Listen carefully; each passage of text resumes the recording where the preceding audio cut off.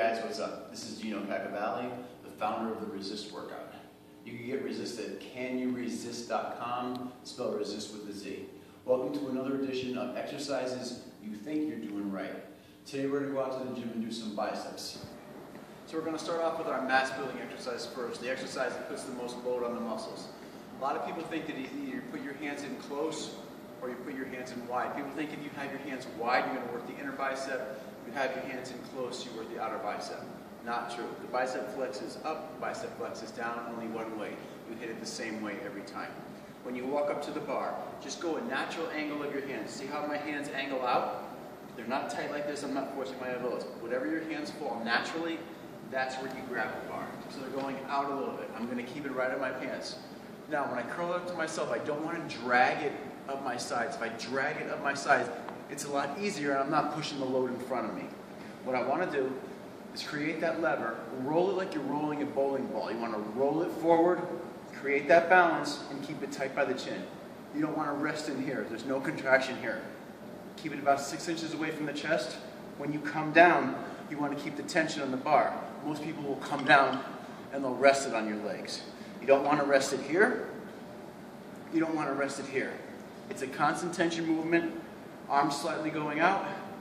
You want to curl up to the chin. Stop. Come down. Notice I don't touch my pants. Roll it forward and down slow. Those are straight bar curls. Okay, now we're going to do seated dumbbell curls. When we do seated dumbbell curls, we're going to also address the issue of cheating when you do a curl. You hold the dumbbells tight here on your sides. What happens is when the dumbbell passes, the second it passes the thigh, you supinate and you turn the dumbbell out, bring it back down at the same time. You don't want to lift one up while the other one's doing reciprocating. You want to curl, keep it in front of you. That same thing of rolling the bowling ball, let it down slow. You want to keep it in front of you.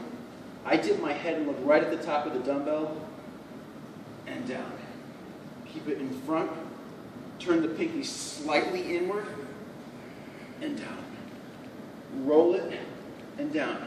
Now when you go real heavy, it's okay to push that load on and drop a little shoulder if you do go heavy, but keep that form and keep that dumbbell in front of you. So you don't want to cheat and tuck the arm. You want to cheat if it's heavy, keep it in front of you, and all cheating is a little sway of the body. So if I was to go really heavy and I was going to cheat, I would just, bam, it would be a little pump of momentum and squeeze. But the whole time, I'm keeping the dumbbell in front of the party. I'm not cheating like this. I'm cheating here. Here, just to put a heavier load on the muscle. Squeeze. I'm just looking down the dumbbell and tight. So if you cheat when you do that, grab yourself a pair of light weights afterwards, and you could superset with a very strict two-handed set, meaning the same angle of your arms, curl, and down like a robot. Keep it in front of the body, and down. And good. Seated dumbbell curls. Okay, next we're going to address the preacher curl.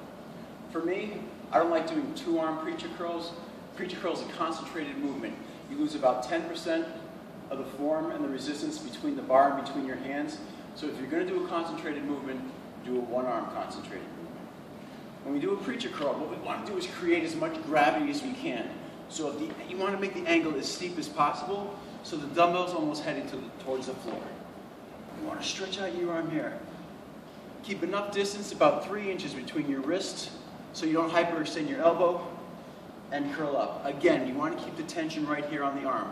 A lot of people, when they're doing preacher curls, they come all the way down, they hyperextend, they come all the way up to relaxed. This is relaxed. There's no tension on my bicep whatsoever. No tension, now there's tension. Okay? No tension here, tension out here. So always make sure that dumbbell's always going down. You want to stretch out, keep the tension on, tight. About 2 inches before you hyperextend, keep the arm tight. Always look right down at the muscle you're working. That's one-arm preacher curls. So just like when we were talking about the preacher curl creating gravity downward, we're going to create a complete line gravity upward. What we want to do is this. grab on, slide your body forward. Now what I'm creating here is a complete straight line from the top of my hands all the way down to the sides of my temples. What I want to do is curl, so it keeps the tension on all the way to the temples. 1001, 1002. Stretching up, not extending. The reason I do these instead of doing standing curls is because it's exactly downward plane, squeezing, no angle created. Stretch up. 1001, 1002. Let it up, don't. 1001, 1002. And just remember, when you get out, get off safe. Twist your body. It's a little different. It's fun. It really attacks the bicep. Another exercise you might think you're doing right is two-arm high cable curls.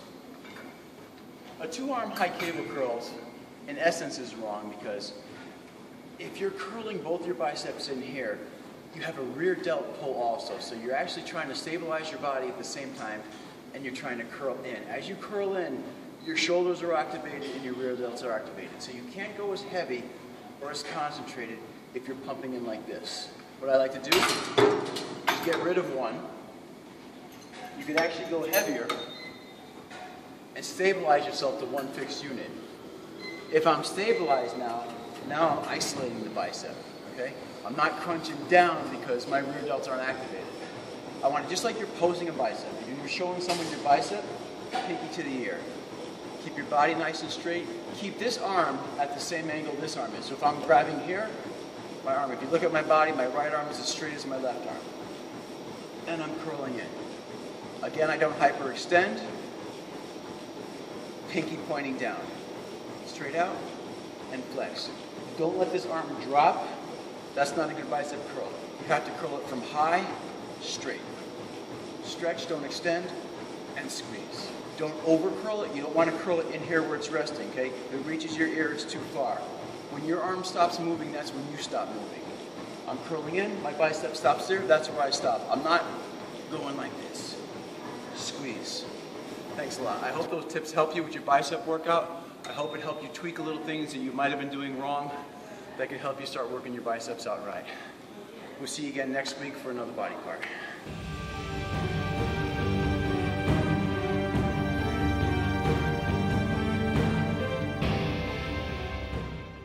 So I hope those little tips.